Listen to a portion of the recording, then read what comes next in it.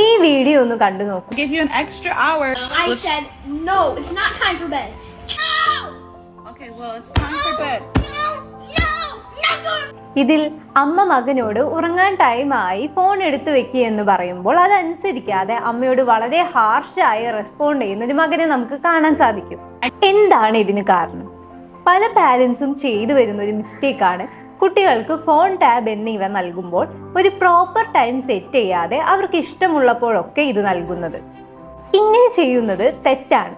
ഇതിനു പകരം കുട്ടികൾക്ക് ഫോൺ, ടാബ് എന്നിവ നൽകുമ്പോൾ പ്രോപ്പറായി ടൈം സെറ്റ് ചെയ്യാനും ഇത് കൃത്യമായി ഫോളോ ചെയ്യാനും ശ്രമിക്കുക. മിക്ക കുട്ടികളും ചെയ്തു വരുന്ന ഒരു പ്രവണതയാണ് ഫോൺ തിരിച്ചു വാങ്ങുമ്പോൾ ഒരു 5 മിനിറ്റ് കൂടി എന്ന് പറഞ്ഞ് റിക്വസ്റ്റ് ചെയ്യുന്നത്. ഈ ഒരു റിക്വസ്റ്റിനെ ഒരു കാരണവശാലും ആക്സെപ്റ്റ് ചെയ്യാതെ ഇരിക്കുക. പിന്നീട് അവർക്ക് തന്നെ മനസ്സിലാവും ഈ ഒരു ടൈം ലിമിറ്റ് കഴിഞ്ഞാൽ അമ്മ ഫോൺ തരില്ല എന്നുള്ളത്.